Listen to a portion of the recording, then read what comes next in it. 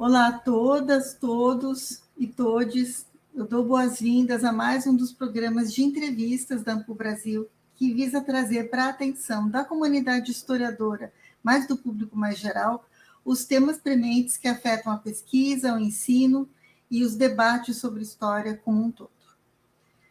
Há 30 anos foi publicada a Lei de Arquivos, que dispõe sobre a política nacional de arquivos públicos e privados no nosso país. E essa mesma lei criou o Conselho Nacional de Arquivos, o CONARC.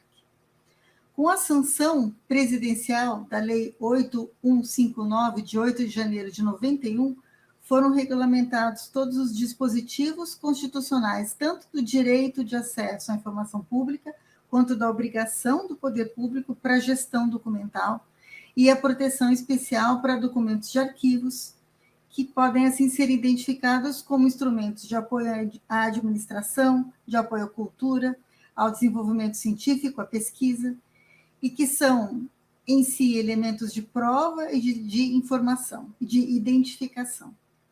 E com variadas dificuldades, desde então as instituições foram cumprindo esse seu papel de salvaguarda de informação e de fonte fundamental para o trabalho dos pesquisadores. No entanto, recentemente, a comunidade de historiadores, arquivistas, pesquisadores foi tomada de surpresa por um projeto de lei, o PL número 2789 de 2021, que traz mudanças à Lei 8159, isso sem um amplo debate prévio. Conforme observou no seu arrazoado sobre esse tema a especialista Beatriz Cuchinir, que representou a Ampul numa audiência pública com as deputadas Érica Cocá e Benedita da Silva, observou Cuchinir que a lei de 1991 ainda precisa ser implementada na sua totalidade. Ainda é necessário o estabelecimento de uma política nacional de arquivos públicos e privados via CONARC, na fiscalização dos arquivos, na recolha de documentos nas esferas do poder público. Ora, se a Constituição de 1988 indicou ao Estado essa obrigação de garantir o acesso às informações contidas nos arquivos, mantidos em poder público, a Lei 11.111 de 2005 revisitou essa questão do acesso e do sigilo, desde que mantidos a segurança do Estado e da sociedade. Em 2011, quando é instaurada a Comissão Nacional da Verdade, foi promulgada a Lei de Acesso à Informação. Nós estamos às vésperas de completar 10 anos da LAI, né, da Lei de Acesso à Informação. Também a aplicação dessa lei pode ser considerada, entre aspas, incompleta. Por exemplo, muitos municípios ainda não regulamentaram a aplicação da transparência de dados do município.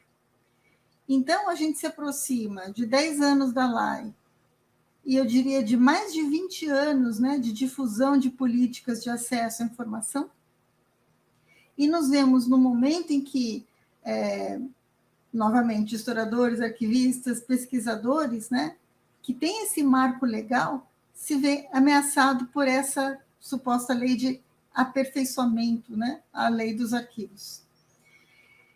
Esse tema se associa necessariamente às práticas estabelecidas pela Lei Geral de Proteção de Dados Pessoais, né? Isso incide na forma como os dados serão coletados, armazenados e divulgados, e principalmente novas realidades que vêm transcender esse tema, como a digitalização e guarda dos acervos, as políticas de descarte, a realidade dos arquivos. Para conversar sobre esse tema e muitos outros, eu hoje estou muito feliz de receber o meu colega de departamento, Thiago Nicodemo, colega de departamento de História da Unicamp, diretor do Arquivo do Estado de São Paulo. Né? O Thiago é nosso professor de teoria, né? É responsável pelo Centro de Humanidades Digitais da Unicamp, e em sua formação tem uma extensa experiência em diversas instituições, inclusive internacionais, na Universidade de Bolonha, na Universidade do Texas, em Austin, na Stony Brook University, na Adam Mickiewicz University, na Polônia, e no Instituto como pesquisador experiente, Alexei von Hubert, Sitzfund, perdoe a pronúncia, na Freie Universität de Berlim, além de sua formação junto à PUC de São Paulo, à USP, e agora vem fazer essa entrevista com a gente na Ampu Brasil, um pouco compartilhando a sua experiência de pesquisador, a sua atuação junto ao Arquivo Público do Estado de São Paulo, e para nos ajudar a entender melhor essas questões. Então, obrigada, Tiago, por aceitar esse nosso convite, e já abrindo para que você faça a sua saudação, já faço, então, uma primeira pergunta para você, que é dessa pequena introdução que eu fiz, né? Qual é hoje o grande desafio que os arquivos estão enfrentando? Obrigado pelo convite, Cris. É um prazer sempre dialogar com você, e o convívio é uma fonte de aprendizado. E também Ampu, né? Eu acho que me sinto próximo dessa gestão por causa da proximidade já de trabalho com muitos anos com o Valdei, e também a gente esteve junto na Revista Brasileira de História na gestão anterior. Então, também me sinto parte, apesar de não ter meu nome aí na lista, me sinto parte dessa gestão. Bom, a parte mais importante, acho que primeiro para os historiadores exclusivo, né? Que é um nível de consciência de que os arquivos fazem parte do nosso trabalho. Acho que eu vou falar disso mais para frente, mas isso se intercala também com a minha própria trajetória de pesquisador, porque eu estudei a profissão do historiador, como é que ela se desenvolveu no Brasil nos séculos XIX, XX, e daí acho que é muito claro que os arquivos eles cumprem um papel muito importante para que as histórias pudessem ser contadas, né? Um papel fundamental. E não existe um arquivo pré-fixado. Esses princípios eles foram sendo construídos mutuamente, na mesma medida que a profissão do historiador foi sendo construída no século XIX, no século XX. Então, assim, falando em poucas palavras, né, quando era para narrar a história da nação, e isso funcionar como um grande instrumento de controle, de produção de identidades no século XIX, né, nesse modelo que a gente conhece como historicista, mas que se desdobrou em tantos formatos pelo mundo, os arquivos eram importantíssimos. Nós tínhamos que correr atrás dos arquivos e configurar esses arquivos nacionais. E depois os arquivos mudaram e a história mudou ao longo do século XX, mas sobretudo porque a sociedade mudou, né? Então você vai guardar evidências de novas formas de sociabilidade, novas formas de produção, novas formas de interação, novas interfaces entre o que a técnica produz, né, e o que as pessoas pensam e fazem, né? E isso não cabia no arquivo do século XIX. Daí os arquivos continuaram mudando, porque o conhecimento que as sociedades produziram e as evidências que as sociedades produziram continuaram mudando. Então, o que é o mais importante, né? O mais importante é a gente saber gerir o conhecimento do passado e entender o conhecimento do presente como uma parte constitutiva da nossa profissão, como parte mais importante da nossa profissão.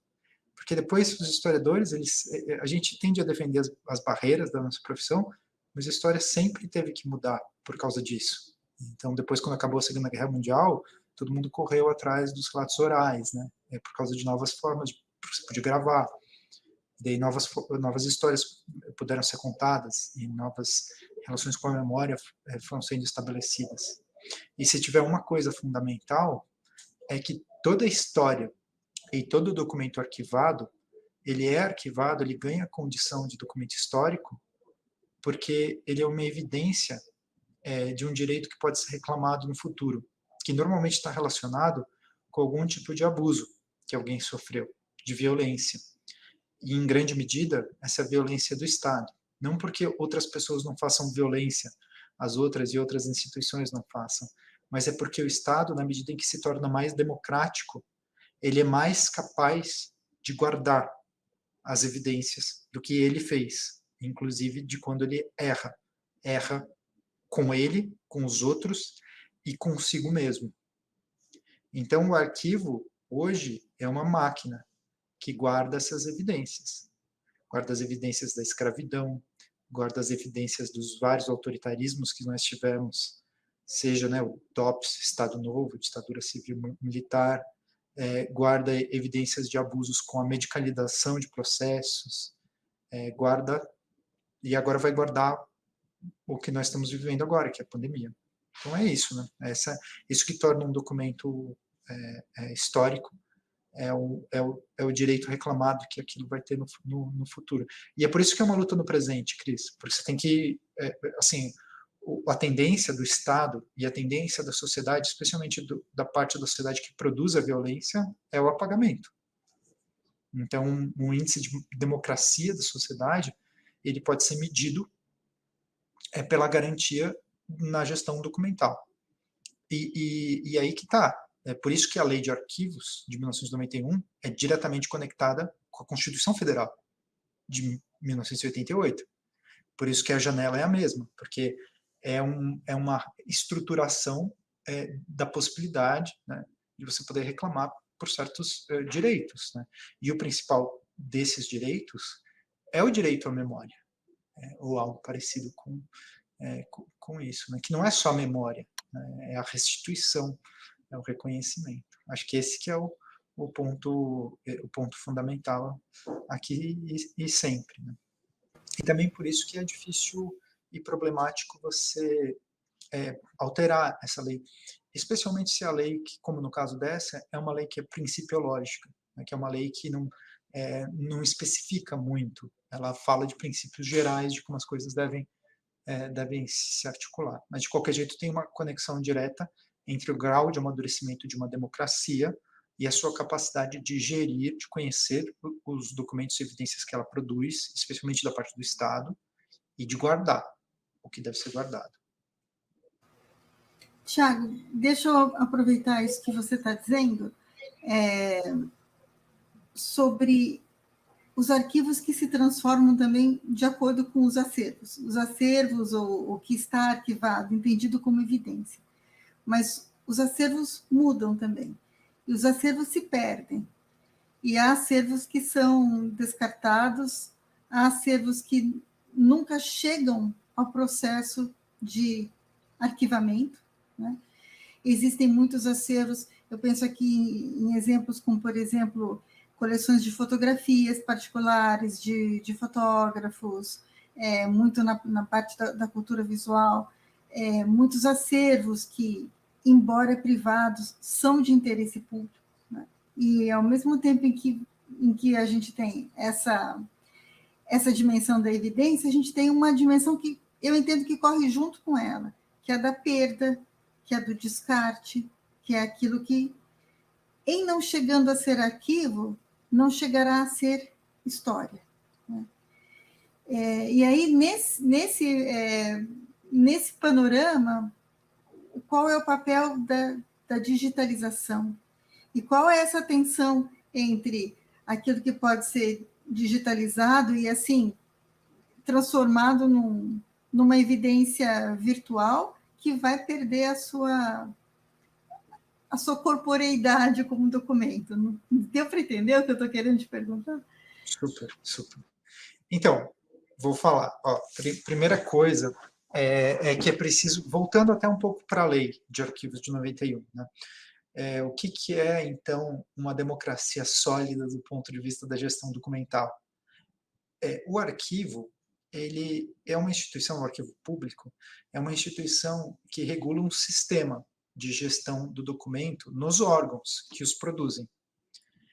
E ele só fica com a parte que é histórica desses documentos, apesar da lei de arquivos regular que você deve criar sistemas normativos, né, dentro dos órgãos. Então, como é que isso se estrutura? O arquivo entra nestes órgãos, faz tabelas e planos que entendem o fluxo dos documentos. Né, quanto tempo o documento ele tramita, como ele tramita, depois que ele tramitou e perdeu sua capacidade comprobatória, perdeu a sua, vamos dizer assim, o fim princípio que o produziu, ele cumpre um prazo de guarda intermediário, comprobatório, e muitos documentos cumprem esse prazo.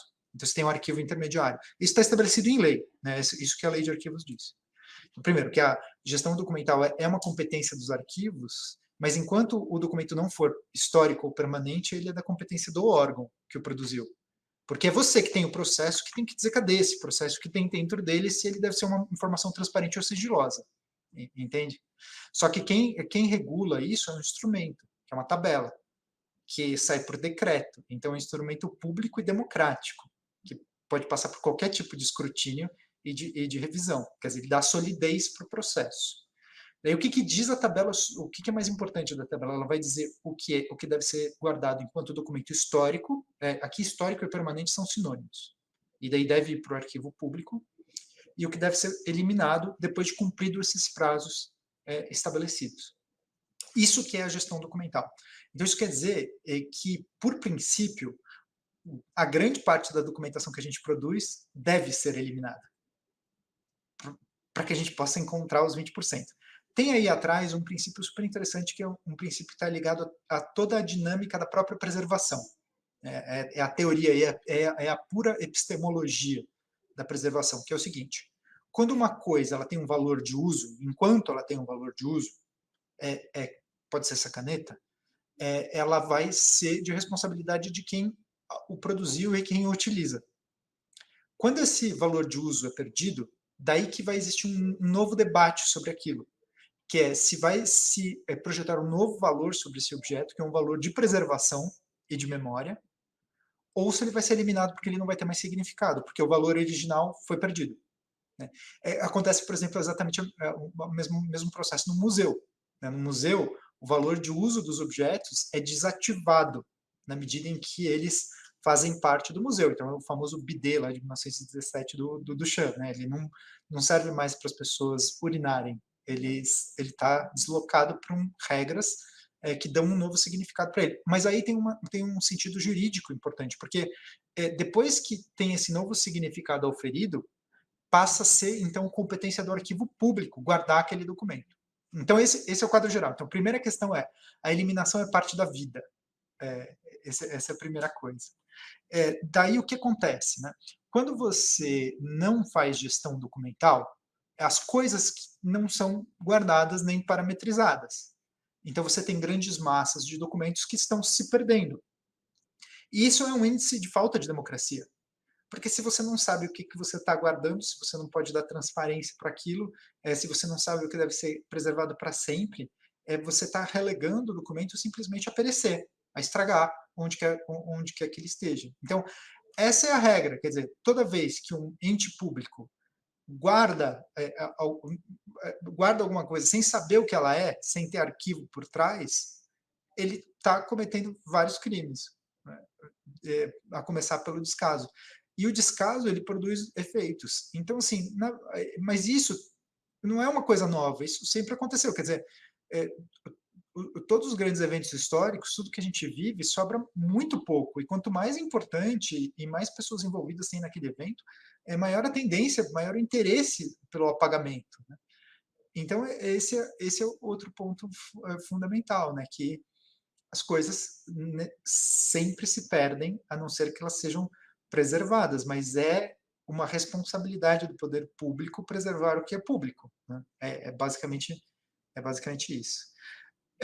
Daí o digital. Né? O digital, ele amplia, porque aí é muito importante pontuar uma coisa que, inclusive, esse projeto de lei que a gente está se referindo, que é o número, deixa eu achar que como é que é o número do projeto de lei, Cris? Só para registrar isso, né, para a gente não ficar falando no vazio, PL 2789 de 2021. Né? Isso é super importante pontuar. Né? Quando você fala dos digitais, você tem que dizer o que nasceu digital e o que vai ser digitalizado. Né? E isso não está muito claro no projeto de lei. Mas assim, é importante para todo mundo que está ouvindo saber que tem uma diferença fundamental. O documento que assim, tem documentos que nascem digitais. Todos os estados, o governo federal e as prefeituras de todas as cidades, elas estão tendo que se adaptar a essa realidade, especialmente depois da pandemia. Então, tiveram que acelerar o desenvolvimento de sistemas que tramitam os seus documentos nato digitais. E daí, o que aconteceu é que, na medida em que os sistemas passaram a ser nato digitais, você tem um certo incômodo crescente com o papel. porque se você está todo digitalizado, por que você vai guardar aquele monte de caixa? Então começa uma grande pressão para se livrar das caixas. E daí existe um grande debate em torno a isso, a como se livrar das caixas, e também existe um grande debate sobre a terceirização da guarda dessas caixas, que é algo que o PL menciona, né? Menciona como serviço acessório, né? Mas o PL é só um PL, então um dos perigos desse PL é que, por causa do lobby dessas empresas de guarda de documentos que estão ficando cada vez mais fortes, haja alterações que estendam essas competências para além da gestão pública, né? Então, como eu disse, tudo que eu disse sustenta uma teoria só, é que a lei de arquivos é boa porque ela ancora, ela define muito claramente a responsabilidade do poder público sobre a gestão documental e a responsabilidade do arquivo como ente derivado dele para dirigir o sistema, para tabelar esse sistema, né, para parametrizar esse sistema e para guardar o que é histórico. Então, ou seja, é uma lei boa, que é principiológica e que não muda por causa do suporte. Ela continua a mesma. Então, em tese, ela não precisaria ser alterada. Né? Você não está falando de alterações que são substanciais nos fundamentos dessa lei. Você está fazendo adendos que são estritamente circunstanciais e que só falam sobre as dificuldades que a gente tem hoje, por exemplo, a dificuldade de você fazer backups, né? Então essa é uma questão importante, mas ela abre para depois que as coisas se tornam digitais, né, nato digitais, não é a primeira vez que isso está acontecendo, isso está acontecendo só de uma forma mais sistemática, né? Você tem uma série de outros problemas que nascem, mas a grande maioria desses problemas, ele simplesmente vem da extensão, da transmutação do papel para outro formato, entendeu? Então, se você não tem gestão documental no nato digital, você não vai saber como guardar. Você não vai saber o que eliminar. 80% dos documentos podem ser eliminados, 20% tem que ser guardados historicamente. Mas quem disse que eles vão ser guardados historicamente? Se você migra para o sistema digital, então a tendência de um sistema que ele não é parametrizado por gestão documental vai ser se sobrecarregar até ele ficar impossível de você gerido. Né? Junto com isso, você tem o problema da longevidade dos documentos, porque os sistemas eles duram 2, 3, 4, 5 anos. Só que você tem prazos de guarda para coisas que vão ser eliminadas de 80. Então, como é que você vai garantir? Então, o que acontece? O sujeito simplesmente não coloca esses documentos no sistema nato digital, eles permanecem em papel. E daí você tem um outro problema, que é o problema do sigilo. Então, e das restrições de acesso. Né? Essa é uma questão super importante para os historiadores e caminha um pouco para o domínio, mas eu vou deixar você falar aqui para a lei de acesso à informação. Então, isso para te falar de documentos produzidos pelo Estado, de documentos oficiais. Mas isso tensiona também as margens da competência dos arquivos públicos, porque você também tem novas evidências sendo produzidas, muitas dessas evidências se conectam com o Estado. Por exemplo, você tem governantes que governam pelo Twitter, né? Então, daí você precisa guardar o Twitter? Precisa. Mas o que o Twitter diz? Diz que é de responsabilidade, vamos dizer assim, é de responsabilidade privada de quem emitiu aquela opinião, né? Não é um documento público, o Twitter. O Twitter não pode ser guardado por um arquivo público, entende? Então, é algo que vai sempre, a gente vai sempre ser tensionado na medida em que a sociedade muda a poder abarcar mais formatos e mais competências, apesar de que, ainda assim, as competências fundamentais do arquivo vão ficar na organicidade dos órgãos que produzem essas coisas. É muito bonito ver isso. Eu também não queria falar demais, mas essa questão da competência, né, é linda, assim, você vem aqui no Arquivo Público do Estado, no quarto andar, e anda do fundo do corredor à sua direita, até o centro, né? Você vai até o fundo do corredor e volta, você vai ver que os primeiros documentos do arquivo foram produzidos pela Secretaria de Governo. E depois você tem outros documentos que vão sendo configurados na medida em que a especialização das funções governamentais vão acontecendo. E daí, por exemplo, as funções de poder de polícia, daí você nasce, por exemplo, uma Secretaria do Interior, né, que deriva da Secretaria de Governo. O que faz a Secretaria do Interior? ela cuida de saúde e educação e segurança pública, né? E o que que faz o que que faz depois a Secretaria de Agricultura, porque a cultura é agrária, ela cuida de obras públicas, ela cuida de ferrovias, de sistemas de transporte, ela cuida de assistência social, porque as companhias de imigração, ela cuida do trabalho, né? Então daí você vê que as funções do Estado, elas ficam muito parecidas e elas só mudam de lugar, mas elas sempre, essas competências que eu estou descrevendo, daí o arquivo vai amadurecendo elas. Então você vai, essas são as nossas competências, são essas coisas que eu estou citando aqui que a gente tem que guardar primeiro, depois a gente guarda as outras, né? E se você for ver, por exemplo, se você comparar na pandemia o que nós produzimos de informações, vamos dizer assim, digitais, efêmeras, e o que o Estado produziu de informações, eu vou citar várias coisas aqui, na saúde, na educação, nos comitês emergenciais da Covid, em tantos comitês emergenciais dentro das secretarias que foram produzidos por circunstância da Covid, todos esses documentos, por causa da lei de arquivos e por causa da democracia, eles têm uma garantia para ser guardados.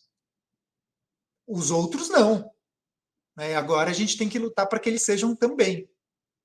E só um adendo aqui, muitos desses documentos que eu estou me referindo, os públicos, eles são originalmente destinados para eliminação. Então vai ser papel dos arquivos públicos, nacional e estaduais, isso já aconteceu de forma até super importante no Arquivo Público do Rio Grande do Sul, e a gente está com um decreto para fazer que vai ser até mais completo, porque quanto mais força na gestão documental você tem, mais difícil é você fazer passar uma coisa dessas, porque você está interferindo em cadeias de produção de documentos gigantesca, da ordem de milhões, né? Você está impedindo que esses documentos sejam eliminados, você está declarando um interesse histórico sobre esses documentos. Então, a gente vai precisar declarar interesse histórico sobre outras formas documentais? Vai. Por quê?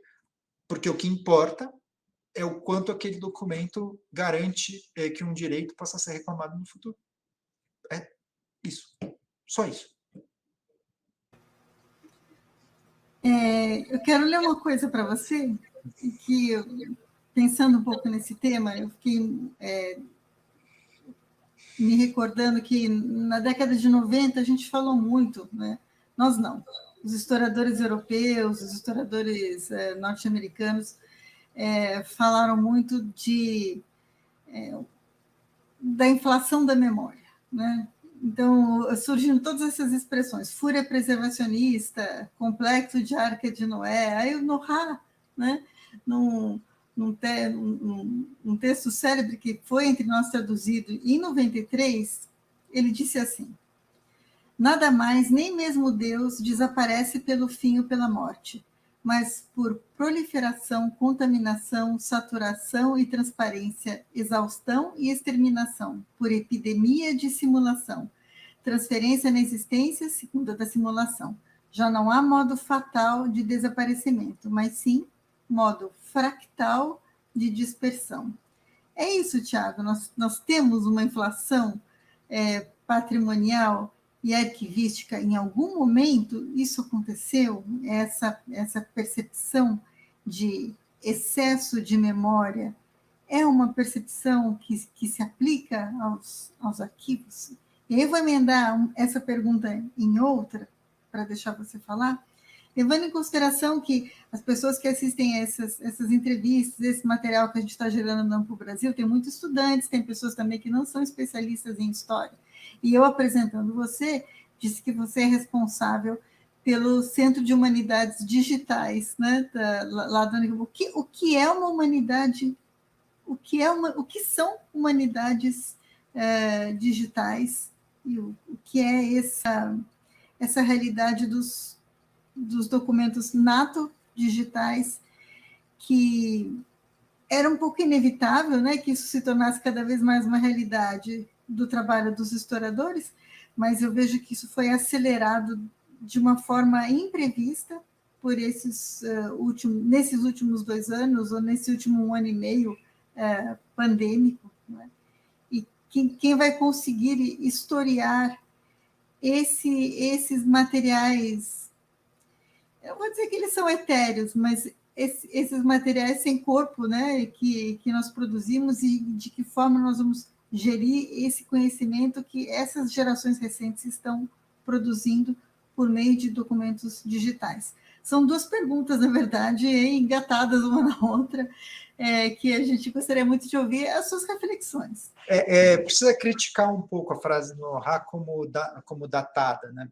Datada de um momento que é esse da segunda metade da década do século XX, né? Especialmente a partir da década de 70, que você tem uma afirmação cada vez mais forte identitária de grupos que eles estão dentro do Estado, mas que vão aos poucos derretendo as fronteiras do Estado. Então são as identidades negras, lésbicas, LGBT, etc., né? E que isso vai informando as gerações subsequentes, até os millennials aqui, né? Até quem nasceu no ano de 2000 vai sendo informado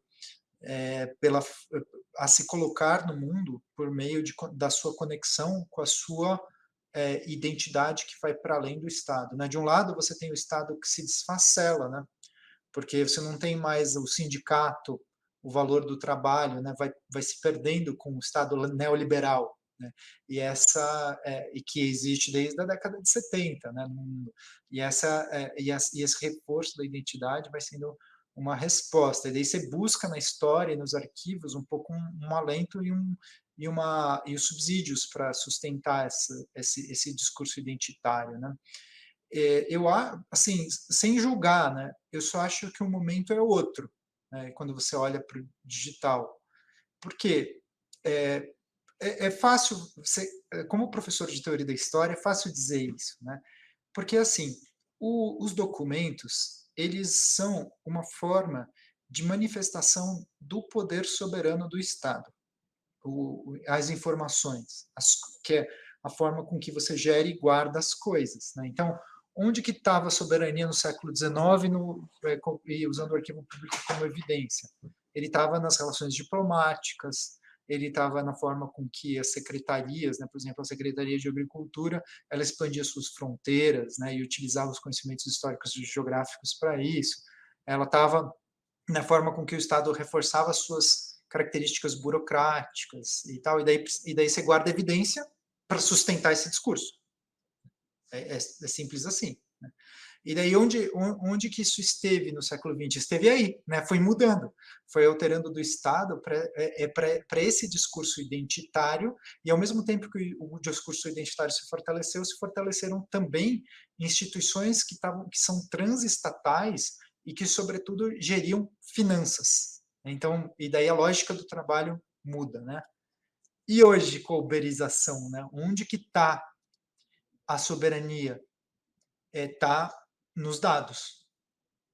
Então, quem controla os dados e quem é capaz de gerir esses dados de forma inteligente detém parte do poder soberano.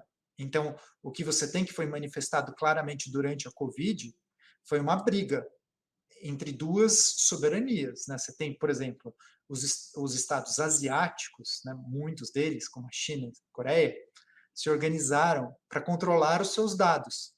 E controlando os seus dados, eles conseguiram controlar a pandemia. Do lado ocidental, você tem um controle dos dados que não é estatal, que ficou com as empresas. E daí você tem outro nível de complexidade que está sendo colocado, né? E hoje o problema é o seguinte: quando você digitaliza tudo no Estado, você precisa tirar informações importantes para gerir o Estado de tudo isso que você está digitalizado. É simples assim. Só que isso está posto dentro da nossa vida, né? Não é só o Estado, é tudo, né? Então, a universidade também vai precisar, uma vez digital, né? Porque nos últimos 30 anos os laboratórios, todo o conhecimento que a gente produziu foi digital. A forma com que a gente vai gerir esse conhecimento, vai guardar esse conhecimento, vai dar transparência para esse conhecimento, vai definir quem a gente é, quem é a forma soberana que a gente vai conseguir se transmutar e sustentar. E a mesma coisa com a agência e controle que a gente tem sobre os nossos dados pessoais, que atualmente é nenhuma, basicamente, né? Então, é isso, Cris. Não sei se... então, assim, a resposta o excesso de memória é para quem atualmente? Porque não existe nenhuma garantia hoje que, se você digitalizar um documento, ele vai existir daqui 4 anos. Então, assim, isso não está escrito em lugar nenhum, não existe nenhum direito que garanta isso. É por isso que há esse PL, e nesse ponto ele intui uma coisa correta. Ele começa falando dos backups. Basicamente, a gente não tem nenhuma garantia que uma foto que você tem no seu celular vai existir daqui 4 anos, assim como a gente não tem nenhuma garantia que um documento oficial que nasceu digital ele vai existir daqui 4 anos. Mas não vai ser o backup que vai se realizar. É muito legal isso, saber como um documento digital ele é perdido, porque é parte do processo de preservação, na verdade. A autoconsciência de como o digital se perde. A gente não tem essa autoconsciência. Só que ela acontece com a gente todo dia, né?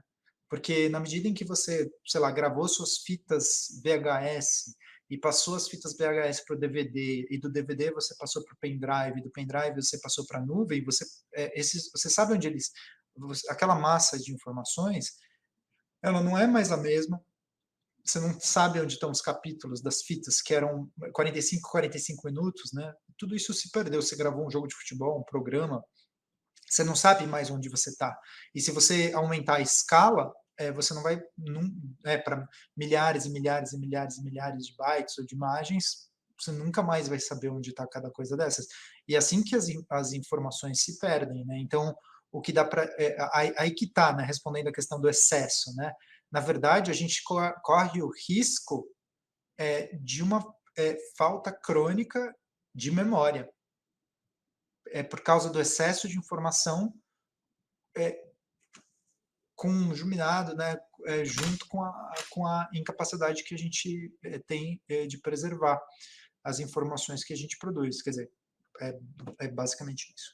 E daí falando de humanidades digitais, Cris, bom, é o seguinte, eu falei para você que a gestão do conhecimento, assim como é importante a gestão documental no Estado, a gestão do conhecimento dentro da universidade é algo fundamental. Então, a gente tem áreas que já produzem coletivamente há muito tempo. Então, elas são capazes, mais claramente um laboratório, de você organizar pesquisas colaborativas e de você encontrar quais são os metadados que suportam essas pesquisas. Quais são os dados contextuais dessas pesquisas, porque os resultados em si talvez não sejam tão interessantes. O que é interessante é a capacidade desses dados contextuais, de experimentos, serem compartilhados entre outros cientistas que podem aproveitar desses dados e partir desses dados para fazer outras coisas, né? Então, no fundo, o que é importante? É a capacidade de você disponibilizar uma parte que é compartilhável. Então, você tem que identificar dentro da sua pesquisa o que é público para dar certo. E o que é público e o que é compartilhável, né? Então, só que para a grande maioria das disciplinas universitárias, essa capacidade é um letramento que nós não temos, não nos foi ensinado. A gente aprendeu em outro regime epistêmico, né? Então, sei lá, eu estudei o Sérgio Buarque de Holanda e parametrizei tudo que o Sérgio Buarque de Holanda citou, todos os livros que ele utilizou, especialmente na década de 40, 50. Então, fui na biblioteca dele, tirei foto da marginalia desses livros, a partir de como estava nos originais, né, nos textos que ele publicou, que ficaram famosos, e depois eu fui nos artigos de jornal para ver como aqueles livros tinham sido lidos pela primeira vez e reaproveitados depois, e depois nas cartas para ver como aquelas ideias vão transitando, né? Daí eu perdi todas essas informações e escrevi um texto, né?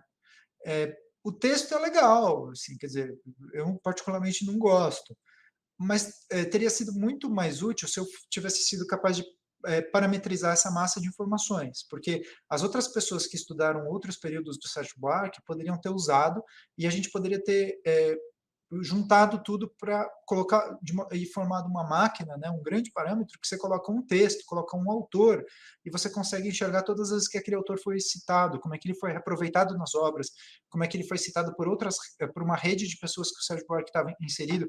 Era isso que era importante saber. Não foi feito. E daí a pessoa que estudou Gilberto Freire, que estudou Caio Prado, se tivesse nessa mesma sintonia, tido esse mesmo treinamento, poderia ter feito também desse jeito, de modo que a gente teria milhares e milhares e milhares e milhares de dados que a gente poderia entender e a cultura brasileira do século XX do jeito que ela nos foi relegada de um jeito muito legal. Todo o esforço e financiamento para acontecer isso aconteceu.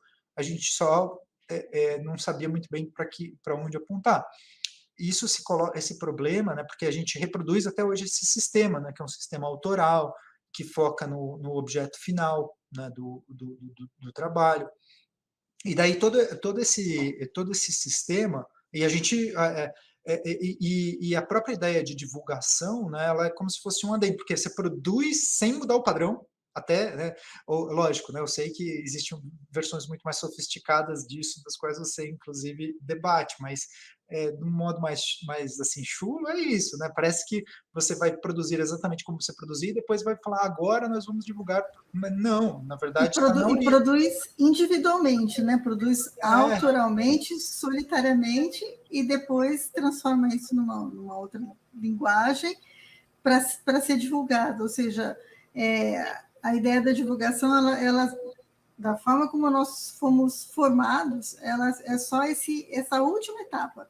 Que é essa etapa dessa doação aí do conhecimento. Isso. A gente é capaz de entender a produção do conhecimento sem ser autoral e individual lá desde o princípio, sem ser compartilhada e sem ser coletiva.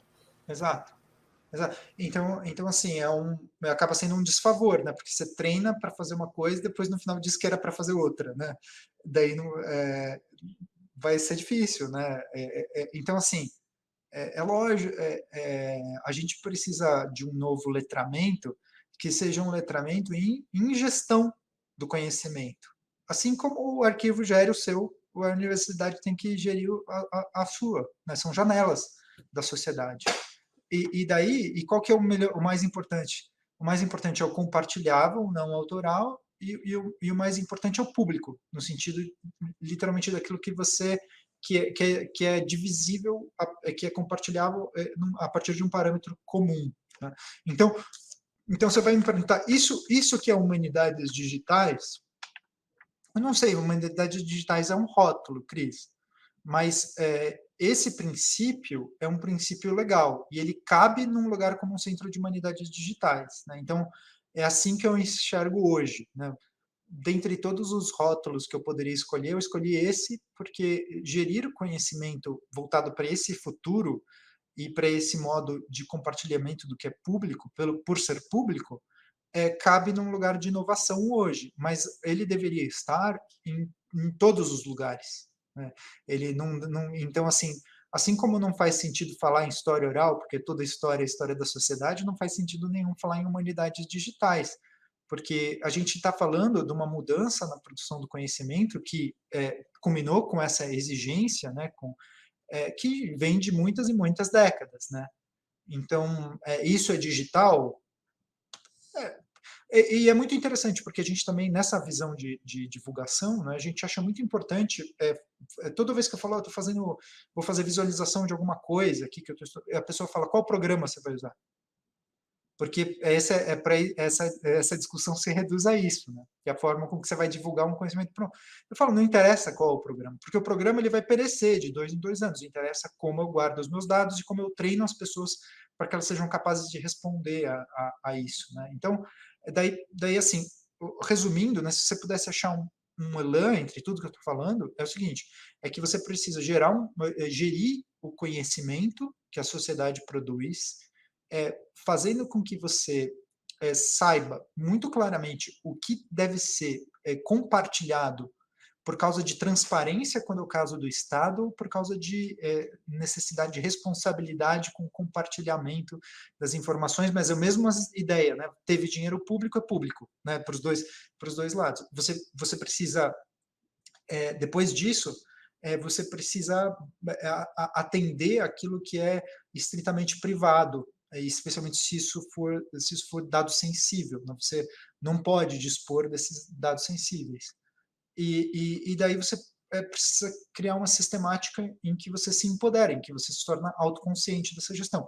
Só para terminar, as universidades, então, elas vão ter que ter muito claramente comissões de gestão de dados, a Unicamp tem, mas essa comissão de gestão de dados ela vai ter que ser vascularizada em toda a universidade, e junto com as comissões de gestão de dados, a gente vai ter que ter políticas de preenchimento, de treinamentos em comum, de formas efetivamente de treinamento no geral.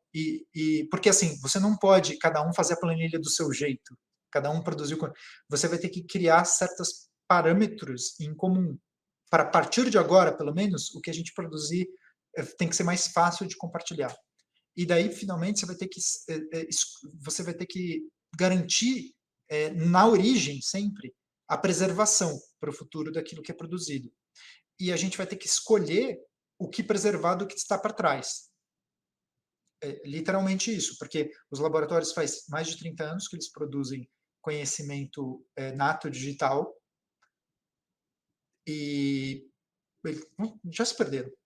É só olhar um laboratório que existe há 20, 30 anos, que já teve temáticos FAPESP, e perguntar para qualquer diretor, qualquer pessoa que foi responsável, como é que estão os bancos de dados. Como é que estão os programas que ele fez. Vai dizer que, não consigo acessar. Assim, é a mesma história do videocassete que eu citei, igualzinho.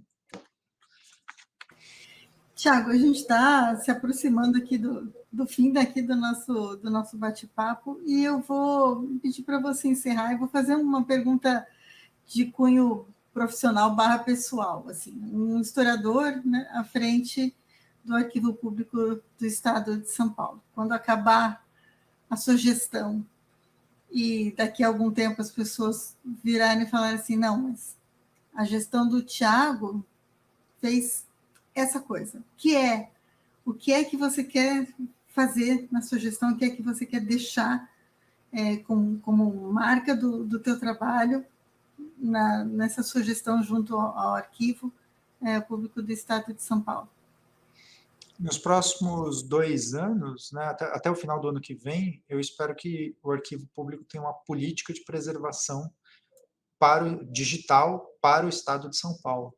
Que é exatamente o que eu estou falando, né? Quer dizer, compactuar formatos e procedimentos em comum que tratem e regulem um sistema de informações que abarque os digitais, os digitais que transitam de formato do papel para o digital, os sistemas legados, né? Quer dizer, quando algum sistema nato digital ele se perde, ele precisa também ser preservado. Então, tudo que diz respeito à regulamentação e o desenvolvimento de tecnologias suficientes para você ter a preservação dos digitais. Mas não só isso, a gente também tem que melhorar a gestão dos nato digitais no Estado. Então, hoje em dia, o governo do Estado de São Paulo tem o Sem Papel, que é uma máquina muito grande de produção de documentos nato digitais, mas ele está muito longe de ser completado, e o Arquivo Público do Estado é quem desenvolve grande parte das soluções que ajudariam o sistema a se completar. Mas daí você vai ter que gerir os dados. E gerir quer dizer saber exatamente quais dados são públicos para transparência pública, quais dados devem ser sigilosos ou sensíveis por causa da LGPD e da Lei de Acesso à Informação, e também vai ter que saber quais dados são úteis para a governança. E daí esse trabalho é um trabalho que está só no começo, está só na infância. Então, seja dentro da universidade, seja dentro do arquivo público, eu sei que eu vou só fazer isso a partir de agora por um bom tempo. É isso.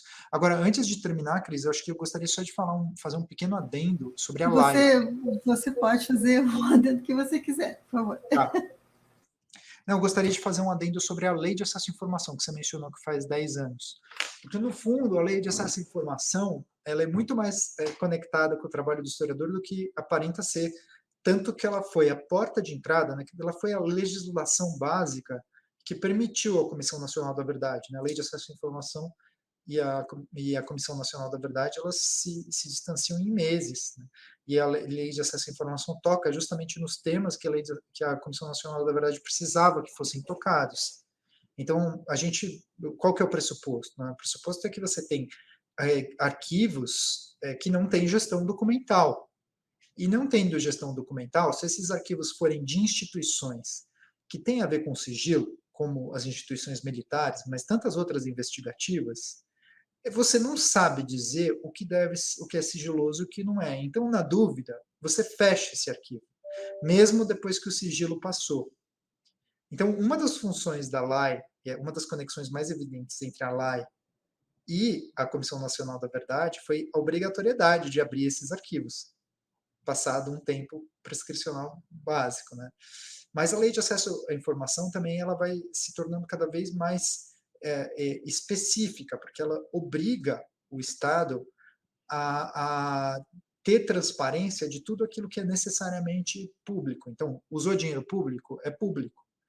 Vamos dizer assim, para resumir, a mesma lei que permite que você saiba o que o governador comeu hoje e quanto ele gastou, é a mesma lei que garante que a gente possa entrar num arquivo da ditadura militar e fazer história através desses documentos. E é uma abstração muito grande, né? Acho que está voltando para o início da minha fala, achar que isso não tem a ver com o trabalho do historiador ou não é o trabalho do historiador. Não, o trabalho do historiador sempre foi isso. Os historiadores sempre tiveram fazendo isso, sempre lutando para que os documentos do futuro fossem armazenados, para que você pudesse jogar luz em coisas que faziam sentido para o hoje, né? Mas para garantir o debate desse hoje através do passado, né? Pelo presente. Né? Então, esse é o que existe mais de combativo na nossa profissão, está nisso. Né? Então, é muito ruim que a gente perca essa conexão. E daí a LAI, ela também sistematizou esses canais de acesso. Em alguns casos, como é o caso do Estado de São Paulo, o arquivo público é o gestor de todos os canais de acesso. E hoje eu sou presidente da comissão, que é a terceira instância, que é o órgão colegiado, que avalia esse acesso. Então, quando um órgão não quer dar um documento, é você que tem que avaliar se a justificativa que ele deu para não ceder o documento ela é legítima nos termos da lei. E a lei, e essa é uma chamada de atenção aqui, Cris, acho que só para finalizar, né? Qual que é o risco que a gente corre hoje, né? A LGPD, ela não subscreve a lei. A lei de arquivos, a lei e a LGPD, elas se complementam e elas têm que ser melhor harmonizadas. Então, se tiver um trabalho institucional que a ANPU e o CONARC e outras instituições têm que fazer, não é esse projeto de lei que está sendo proposto, é sim a harmonização entre esses três mecanismos legais para que certos consensos e certas garantias possam acontecer. E uma dessas garantias é justamente o acesso que a lei permitiu à documentação, inclusive a documentação histórica. Então, o que acontece? O risco que a gente corre hoje em dia é que se a LGPD não for devidamente parametrizada, regulamentada, adequadamente moldada, independentemente de qual é o suporte, se é papel ou digital, você vai ter muito mais restrição de acesso a documento público baseada na privacidade das informações que lá estão. Então, por quê? Porque a gente não teve, nesses últimos 10 anos, o amadurecimento de um letramento sobre a gestão documental e sobre quais informações devem ser públicas. É literalmente um letramento. É interessante porque é o mesmo letramento que falta na universidade para nós, né, para saber quais informações daquilo que você produz são públicas. Né? É uma analogia, né, para dois processos que são paralelos. Então, esse é o risco. Né? A gente tem um risco altíssimo de que a LGPD restrinja o acesso a documentos, inclusive a documentos históricos, em todos os âmbitos. A LGPD seja uma desculpa para regredir para trás da lei. E a LGPD não é isso. Só para terminar, porque é que assim, a LGPD ela foi originalmente pensada para servir a relação entre os indivíduos e para regular a relação entre os indivíduos e os grandes conglomerados privados que detêm as informações. Então, ela é para garantir que essas informações sejam usadas de forma transparente e honesta por esses entes privados, e o Estado entra como uma espécie de regulamentador desse processo. Só que quando você pensa, só que não foi pensada para regulamentar o acesso à informação no setor público de informações que são públicas. Só que agora ela serve para tudo. Então, esse que é o impasse, né? Porque agora você vai ter a LGPD versus a lei. Então, só que no setor público, a publicidade da informação, ela prevalece sobre a privacidade da informação. Quer dizer, você tem direito de saber quanto o governador hoje gastou em comida. Este foi até um tema deste tribunal de terceira instância, né? O que o governador comeu, se é uma informação privada, se é uma informação pública. Ganhou que era uma informação pública, porque teve dinheiro público envolvido no cardápio dele, né? Então, assim, e o tempo todo esses limites vão sendo tensionados. Então, só que o risco é como você não tem um letramento suficiente em gestão documental e em acesso à informação, você, a LG, na dúvida, vai voltar aquilo que justamente a lei tentou combater, né? Na dúvida, o sigilo. Então assim, esse é o risco que a gente corre hoje. E a LGPD, na verdade, para o setor público, era um conjunto de garantias para a gestão documental, porque ela vai dizer, uma LGPD bem feita, bem implementada, ela vai dizer o que você pode usar como transparência, o que você pode usar para gerir o próprio Estado, estrategicamente, e o que você não pode, né? Quer dizer, baseado no que você não pode. Então, ela no fundo, um trampolim. Então, também isso também é parte dessa resposta, né? O que a gente vai fazer no futuro? A gente vai ter que não só desarmar essa bomba, mas vai ter que fazer com que o arquivo público ele continue cumprindo o papel que sempre teve, que é de sustentação de uma agência soberana do Estado, em nome de princípios democráticos. Então, esse é o problema. Mas para isso a gente tem que ter o governo dos dados, ou manter o governo dos dados, ou saber quais são os dados, preservar quais tem que preservar e por aí vai.